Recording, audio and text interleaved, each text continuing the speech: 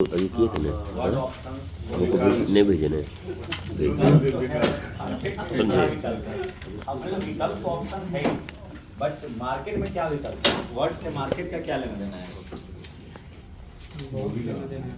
मतलब ऑप्शन क्या है यहाँ पे? ऑप्शन वर्ड से क्या समझ आता है? What is option? किस चीज का option?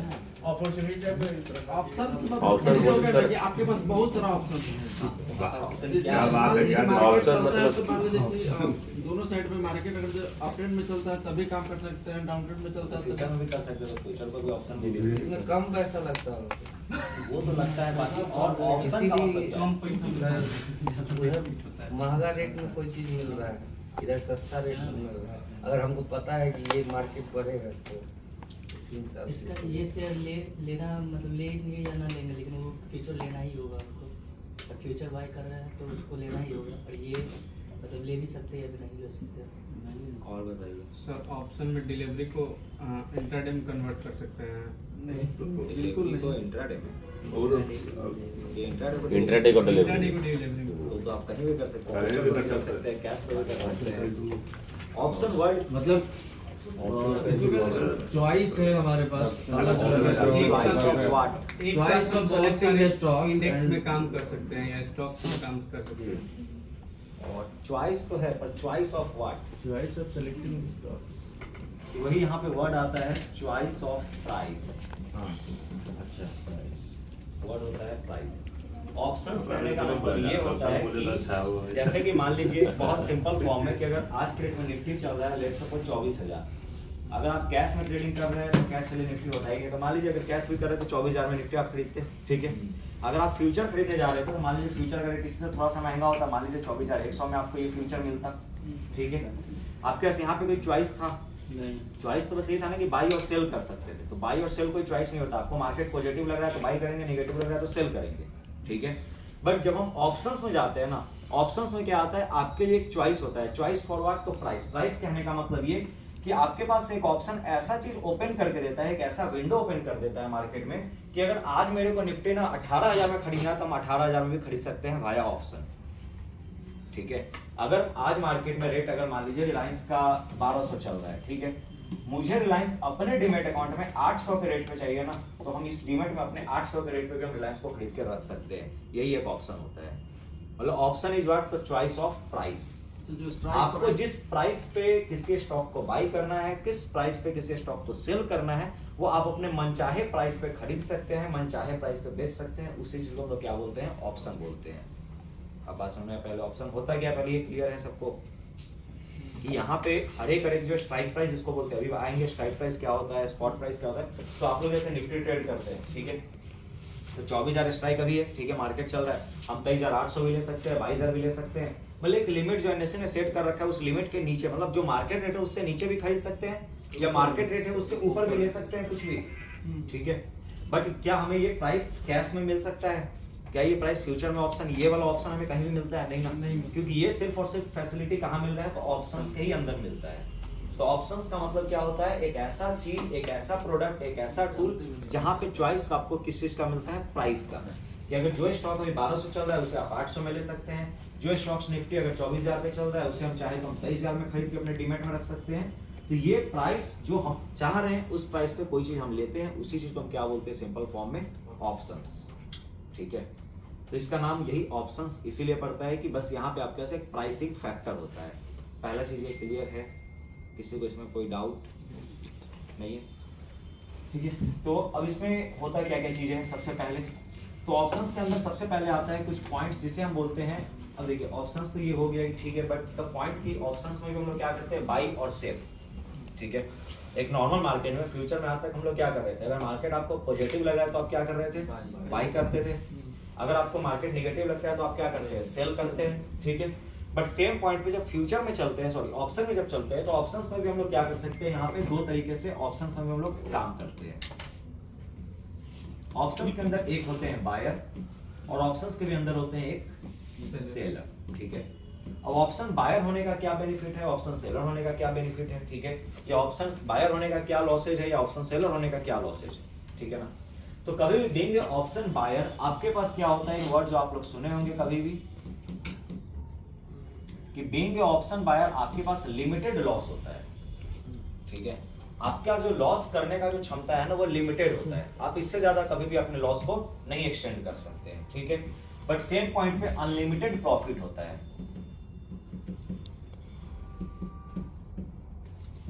But being a seller, अगर आप मार्केट में सेलर हैं तो आपके साथ क्या होता है, सेम पॉइंट पे अनलिमिटेड लॉस होगा और आपका जो प्रॉफिट होता है वो क्या होता है, लिमिटेड प्रॉफिट होता है। मतलब ऑप्शन बायर और ऑप्शन सेलर पहले होने का कंडीशन क्या है कि अगर आप एक ऑप्शन बायर है तो सबसे पहले आपको ये समझना जरूरी है कि आपके लिए जो लॉस है वो क्या है, लिमिटेड है, बट जो आपका प्रॉफिट है वो क्या है, अनलिमिटेड है, ठीक है। बट आप एक सेम ऑप्शन सेलर है तो आपका जो लॉस है वो क्या होगा, अनलिमिटेड होगा, और जो प्रॉफिट होगा वो क्या होगा, लिमिटेड होगा। इसको एग्जांपल से कैसे समझते हैं, तो अगर मान लीजिए इन जनरल टर्म्स, ये मान लीजिए ऑप्शन नहीं है, स्टॉक भी होता है, ये दुनिया के हर जगह ये रूल अप्लाई है, ठीक है। सिर्फ ऑप्शन में नहीं अप्लाई होता है, दुनिया के सारे रूल जगह, ये सारी जगह अप्लाई हो रहा है। क्या कि अगर मान लीजिए कोई स्टॉक 100 रुपए का भी रेट चल रहा है, ठीक है, 100 रुपीज का उसका मार्केट प्राइस है, ठीक है। अगर मान लीजिए आज हम एक बायर है, हमने इस स्टॉक को बाय किया 100 रुपए पे, ठीक है, तो इस स्टॉक में मेरा लॉस कितना रुपए हो सकता है, 100 रुपए ही, क्योंकि ये स्टॉक गिर के कहां तक आ सकता है, being a buyer point of view से 0 हो सकता है, इससे ज्यादा तो नहीं चला जाएगा नेगेटिव में, ठीक है। तो बायर के लिए लॉस क्या हो गया, लिमिटेड है, मतलब 100 से ज्यादा नहीं लॉस होगा। पता तो है ना कि हम हाथ पे जोड़ सकते हैं कि नहीं भाई 50 रुपए होगा, 100 रुपए होगा, 1 लाख होगा, 2 लाख होगा, जो भी होगा, बट इससे ज्यादा तो उसमें नहीं हो सकता है। तो बायर्स के पॉइंट ऑफ व्यू से कभी भी क्या होता है, लॉस लिमिटेड हो गया, यही कि आपका एक लिमिट में ही लॉस होगा। तो यहाँ पे लॉस क्या होता है ऑप्शंस के अंदर, तो जो आप प्रीमियम पे करते हैं, ठीक है। ये जो भी चीज आप परचेज कर रहे हैं, जितने अमाउंट के लिए आप परचेज कर रहे हैं, आप 5000 लगा रहे हैं, 10000 लगा रहे हैं, वही आपका 5000 और 10000 क्या हो सकता है, मैक्सिमम लॉस, ठीक है। बट बीइंग ए बायर, अब ये स्टॉक का रेट ऊपर अगर जाता है तो ऊपर कहां तक जा सकता है, कोई लिमिट नहीं है इसका। 100 का चीज 200 भी हो सकता है, 500 भी हो सकता है, आने वाले टाइम में 10000 भी हो जाएगा, 20000, मतलब वो तो सीधा सा बात है कि कहां तक जाएगा, तो इनफाइनाइट तक भी जा सकता है, ठीक है। तो इसीलिए बायर के केस में हम लोग क्या बोलते हैं कि लॉस आपका लिमिटेड है, बट जो प्रॉफिट है वो क्या हो सकता है, अनलिमिटेड है, ठीक है। But at A time of seller, अब सेलर का क्या पर्सपेक्टिव होता है मार्केट में, आप अगर कोई चीज सेल कर रहे हैं तो आप क्या सोच रहे हैं, मार्केट क्या होगा, ऊपर जाएगा या नीचे जाएगा, नीचे जाएगा। तो 100 रुपए से मार्केट गिरेगा, ठीक है। तो अगर मार्केट 100 से गिरेगा सेलर के पॉइंट ऑफ व्यू से, तो 100 का चीज गिर के कहां तक जा सकता है, 0, फिर वही 0 तक ही जाएगा, ठीक है, 0 से ज्यादा गिरेगा नहीं वो। तो अगर सेलर्स को मार्केट गिरने में प्रॉफिट होगा तो 100 का चीज गिर के मैक्सिमम कहां आएगा, 0 ही आएगा ना। तो सेलर कितना रुपए कमाएगा, मैक्सिमम 100 रुपए ही, क्योंकि सेलर को फायदा तभी होगा ना जब मार्केट गिरेगा, और मार्केट गिरा ही कितना है, 100 रुपए ही ना, 100 रुपए से ज्यादा गिरा नहीं सकता आप इसको, ठीक है। तो इसीलिए सेलर के लिए जो होता है वो प्रॉफिट क्या हो जाता है, लिमिटेड, ठीक है। बट सेम पॉइंट पे अगर यही मार्केट प्राइस ऊपर जाने लगेगा तो ऊपर ये जाके कहां तक जा सकता है, इनफाइनाइट तक। और सेलर को लॉस कब होता है, जब मार्केट उसके ऊपर जाने लगे, जिस प्राइस से वो सेल किया है उस प्राइस से अगर मार्केट ऊपर जाता है तो उसको क्या होता है, लॉस होगा, ठीक है। तो सेम यहाँ पे हम लोग क्या लिखे हैं कि सेलर्स को लॉस क्या हो सकता है, अनलिमिटेड होता है। बात समझ में आए, ठीक है। तो सबसे पहला जो एक क्वेश्चन आता है मार्केट में कि जैसे जो लोग ऑप्शन ट्रेड करते होंगे या जो भी, तो बीइंग ए ऑप्शन बायर, अगर आप कभी भी ऑप्शन बायर अगर आप बाइंग करने जाते हैं तो आपसे जो मार्जिन लिया जाता है ना, वो एक्चुअल अमाउंट उतना ही लिया जाता है जो उसका रेट होता है, ठीक है। अगर मान लीजिए आज के रेट में आप निफ्टी अगर मान लीजिए 25 का लॉट है, आज से चेंज हो जाएगा, ठीक है। 25 इंटू जो भी आप जितने का प्रीमियम हो, मान लीजिए 200 का ही प्रीमियम है, ठीक है। आप किसी स्ट्राइक पे जा रहे हैं, 200 रुपए का किसी का रेट चल रहा है, 25 का उसका लॉट साइज होगा, ठीक है। तो उस लॉट साइज को जब हम परचेज करने जाएंगे तो इंटरमीडिएट हमें क्या पेमेंट करना पड़ेगा, जो इसका वैल्यू आएगा, क्लियर ये चीज, जो आपको ये 5000 के आसपास जो भी बनेगा, ठीक है ना। तो हम यहाँ पे क्या करेंगे, सिर्फ और सिर्फ क्या पे करेंगे, 5000 रुपए दे दिए, मेरा काम खत्म, ठीक है। क्योंकि मेरा लॉस क्या हो सकता है, बायर के केस में यही 5000 रुपए लॉस होगा, इससे ज्यादा तो मेरा लॉस नहीं है। बट बीइंग ए सेलर, जब ऑप्शन आप सेल करते हैं तो ऑप्शन सेल करने के केस में आपसे सिर्फ प्रीमियम नहीं चार्ज किया जाता है, आपसे जो चार्ज किया जाता है उसे हम बोलते हैं पूरा फ्यूचर का मार्जिन, ठीक है। बीइंग ए ऑप्शन सेलर, आपसे जो चार्ज किया जाता है वो क्या किया जाता है, फ्यूचर का पूरा मार्जिन। फ्यूचर का मार्जिन क्या होता था, लाख 1.5 लाख, जो आप पूरा का पूरा पढ़े थे ना, 10%, 12%, 15%, 20% जो भी हो सकता था, ठीक है। तो अगर हर एक स्टॉक पे स्टॉक अगर देखेंगे तो जैसे मान लीजिए निफ्टी में अभी के लिए क्या लग रहा था, तो लमसम आपको 65,000 के आसपास निफ्टी में ये चार्ज लगता है। अगर निफ्टी का आप एक ऑप्शन सेल करने जाते हो तो आपसे क्या करता है, ब्रोकर आपसे पहले 65,000 रुपये रखवा लेता है। 65,000 रखवाने का क्या रीजन है, क्यों? क्योंकि लॉस क्या है यहाँ पे, अनलिमिटेड है। हो सकता है कि 5,000 का लॉस तो आपको इंस्टेंट हो जाएगा, ठीक है, और उससे ज्यादा अगर लॉस हो रहा होगा तो आप कहाँ से पैसा दीजिएगा। तो इसलिए बायर्स मतलब जो ब्रोकर्स है वो क्या करते हैं, सेलर्स को बोलते हैं कि आप पहले मुझे इतना अमाउंट दे दो कि अगर आपका लॉस बढ़ेगा, अनलिमिटेड हो जाए, ठीक है, उस केस में मेरे पास उतना आपका पैसा जमा रहेगा ना, तो कोई हमें भी रिस्क नहीं है, आपका पोजीशन अमाउंट होल्ड रहने देंगे। अब बात समझ में आया? तो इसलिए ऑप्शन बाइंग करने में आपका मार्जिन कम लगता है, बट ऑप्शन आप जब सेल करने जाते हो तो आपका मार्जिन ज्यादा लगता है। क्लियर ये पॉइंट? अब इसमें पहले किसी को डाउट? ठीक है, तो एक ऑप्शन बायर होंगे तो आपको पैसा कम लग रहा होगा, ऑप्शन सेलर होते हैं तो आपका पैसा ज्यादा लगता है। सेम इसी पॉइंट पे जब पैसा कम लगेगा तो आपको यहाँ पर रिटर्न क्या मिल सकता है, मतलब 10, 20, 50, 100 रुपए रिटर्न मिलेगा, तो आपको क्या हो जाएगा, परसेंटेज रिटर्न ज्यादा मिलता है। तो इसीलिए बायर्स का परसेंटेज ज्यादा होता है, सेलर का परसेंटेज ऑफ रिटर्न कम होता है। अब सेलर यहीं पे काम कर रहा है, 65,000 लगा के 100 रुपए कमा रहा है, और वो बंदा 5,000 लगा के आराम से 100 रुपए कमा लेगा। तो 5,000 का 100 रुपए कितना परसेंट हो रहा है, और 65,000 का 100 रुपए कितना परसेंट हो रहा है। तो इन परसेंटेज में हम बात करें तो बायर्स का क्या होता है, परसेंटेज ऑफ प्रॉफिट ज्यादा रहता है, ठीक है, बट सेलर का परसेंटेज ऑफ प्रॉफिट कम रहता है, ठीक है। क्लियर ये कंसेप्ट? इसमें किसी को पहले कोई डाउट नहीं है? हटा दे इसको। वही तो आराम से नहीं होता है क्या वो बोले ना, अब आराम से 5,000 लगा के 100 रुपया कमा लेगा। अब 100 रुपए कमाने आएगा तो कमा लीजिएगा, आराम से लेना होता है सर। आराम से होगा, पर 100 रुपए कमाइएगा तब होगा। अब 5,000 से 5,000 बनाइएगा तो तो वो भी चला जाता है तो दिक्कत ये है बस, ठीक है। 100, 200, 400 जो कमाना है कमाइए। देखिए अब ऑप्शन बायर और ऑप्शन सेलर को समझ गए, ठीक है। अब ऑप्शन में क्या होता है, दो तरीके के अलग अलग और टूल्स होते हैं, ठीक है, जिसे हम क्या बोलते हैं, एक होता है हमारे सामने वो होता है कॉल, और एक हमारे सामने होता है उसे बोलते हैं पुट, ठीक है। मतलब ऑप्शंस भी दो पार्ट में डिवाइड हो जाता है, ठीक है। ऑप्शंस का एक कैटेगरी है जिसे हम बोलते हैं कॉल, और एक कैटेगरी जिसे हम बोलते हैं पुट, ठीक है। तो सेम ये ऑप्शन कॉल और ऑप्शन पुट जो ऑप्शन होते हैं, इसके अंदर क्या होता है, बीइंग अब कॉल के अंदर क्या होगा, एक बायर होंगे, और कॉल के अंदर एक सेलर भी होगा। सेम पुट के अंदर भी एक बायर होंगे, और पुट के अंदर भी एक सेलर होगा, ठीक है। इसको समझने का एक सिंपल फॉर्म कहने का मतलब ये होता है कि अगर मान लीजिए टाटा ग्रुप है, ठीक है, तो Tata group as a option है, ठीक है ना, बट टाटा ग्रुप में क्या है, अलग अलग स्टॉक्स है, टाटा मोटर्स है, टाटा स्टील है, टाटा टेक्नोलॉजी है, मतलब उनके अलग अलग वेरिएंट्स है। सेम यहाँ भी ये चीज है, ऑप्शंस तो हम लोग पढ़ लिए, ऑप्शन बायर होते हैं और ऑप्शन सेलर होते हैं, बट बाइंग आप करने जाइएगा, सेल करने जाइएगा, तो आपको इस कैटेगरी को दो पार्ट में डिवाइड कर दिया गया, ठीक है।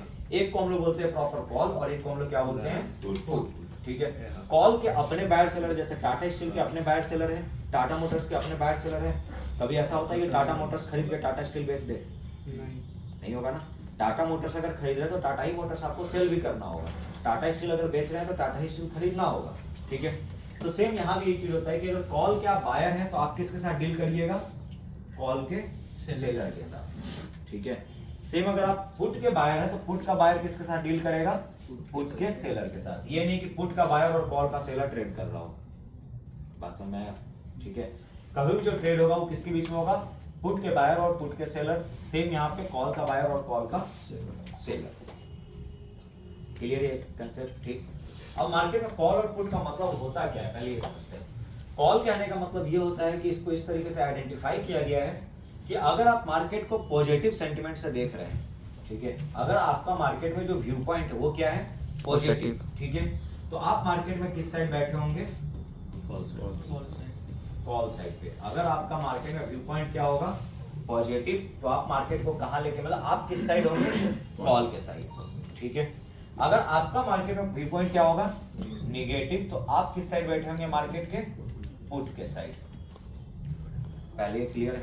मतलब मार्केट को अगर आप बुलिश देख रहे हैं, पॉजिटिव मतलब क्या, तो बुलिश। अगर आपको लग रहा है मार्केट यहाँ से ऊपर जाएगा तो हम लोग किसके साइड रहेंगे, फेवर में, कॉल के फेवर में रहते हैं, ठीक है। अगर हमें लग रहा है मार्केट बियरिश होने वाला है या मार्केट गिरेगा तो हम लोग किसके फेवर में रहते हैं, पुट के फेवर में रहते हैं, ठीक है। तो कॉल अगर सिंपल फॉर्म में कहा जाए कि कॉल का मतलब क्या है, तो कॉल का मतलब बाइंग साइड, मतलब ऊपर देखना है। कॉल कहने का मतलब क्या है, हम ऊपर देख रहे हैं, ठीक है, मार्केट को। पुट कहने का मतलब क्या है, मार्केट को यहाँ जहां पे भी मार्केट है वहां से उसे कहां देखना है, नीचे देख रहे हैं। क्लियर ये, ठीक है। अब सेम फिर एक पॉइंट इसमें कि कॉल बायर और पुट बायर, कॉल सेलर और पुट सेलर, ये होता क्या है, ठीक है।